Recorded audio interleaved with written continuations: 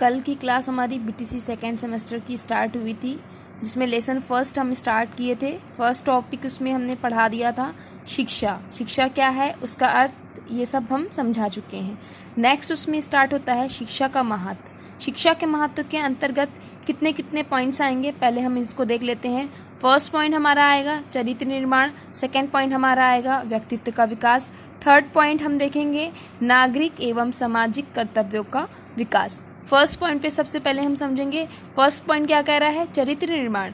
शिक्षा के महत्व से, शिक्षा का क्या महत्व है, बालक का शिक्षा के द्वारा चरित्र का निर्माण होता है। ऑब्वियस सी बात है, जब एक बालक अच्छी तरीके से शिक्षित हो जाता है तो उसका चरित्र निर्माण पूर्ण रूप से हो जाता है। सेकंड हम देखेंगे व्यक्तित्व का विकास, उसका व्यक्तित्व का विकास होता है बालक का। थर्ड क्या है, नागरिक एवं सामाजिक कर्तव्य का विकास। जब शिक्षा बालक ग्रहण कर लेता है तो उसको ऑटोमेटिकली सारे कर्तव्यों का पालन करना आ जाता है। ठीक, नेक्स्ट हम देखते हैं कि स्वामी विवेकानंद ने क्या कहा। स्वामी विवेकानंद कहते हैं शिक्षा के बारे में कि मनुष्य की अंतर्निहित पूर्णता को अभिव्यक्त करना ही शिक्षा है। स्वामी विवेकानंद जी क्या कह रहे हैं शिक्षा के बारे में कि मनुष्य को अंतर्निहित पूर्णता को अभिव्यक्त करना ही शिक्षा है। नेक्स्ट हम आते हैं, ये तीन टॉपिक अगर आप समझ गए हों कि शिक्षा का क्या क्या महत्व है। शिक्षा के महत्व से, शिक्षा के द्वारा बालक का चरित्र का निर्माण होता है, व्यक्तित्व का निर्माण होता है, वह बालक जो है नागरिक एवं सामाजिक कर्तव्यों का जो है विकास हो जाता है बालक के अंदर। ठीक, नेक्स्ट हमारा इसमें आपकी हेडिंग है शिक्षा के प्रकार। शिक्षा के प्रकार को आज हम पढ़ेंगे।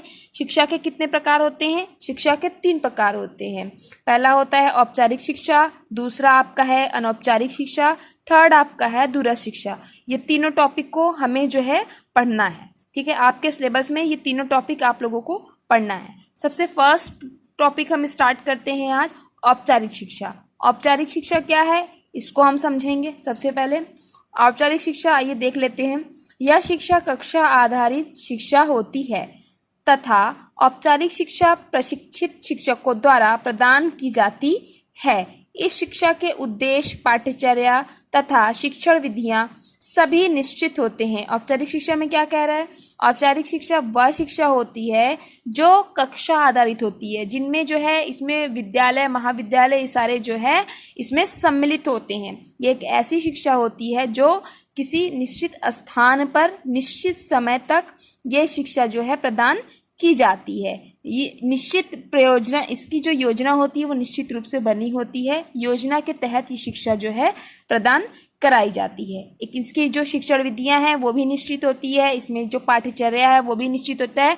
एग्जाम्पल फॉर दैट, आप लोग जैसे कि स्टूडेंट्स कॉलेज आते हैं, शिक्षा ग्रहण करते हैं, एक नियमित समय के अकॉर्डिंग अपनी क्लास जो है वो अटेंड करते हैं। कैसी शिक्षा कहलाएगी, यही शिक्षा जो है आपकी औपचारिक शिक्षा के अंतर्गत आएगी। नेक्स्ट हम आते हैं अनौपचारिक शिक्षा। अनौपचारिक शिक्षा क्या है, यह शिक्षा कक्षा आधारित नहीं होती है।